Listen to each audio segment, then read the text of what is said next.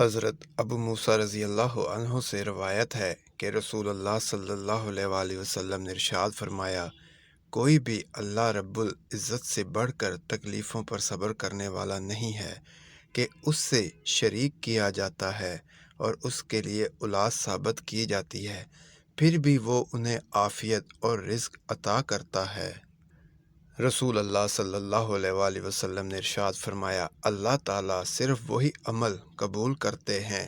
جو صرف اللہ کی رضا کے لیے ہوا ہو اور اس کے کرنے سے اللہ تعالیٰ کی رضا مندی مقصود ہو۔ حضرت عائشہ رضی اللہ تعالیٰ عنہ نبی کریم صلی اللہ علیہ وسلم سے کہتی ہیں کہ آپ صلی اللہ علیہ وسلم نے بیان کیا کہ کوئی مصیبت بھی مسلمان کو نہیں پہنچتی مگر اللہ تعالیٰ اس کے بدلے میں اس کے گناہوں کو مٹا دیتا ہے، یہاں تک کہ کانٹا بھی جو اس کے جسم میں چبھے اس کے بدلے بھی اس کے گناہ معاف کر دیے جاتے ہیں۔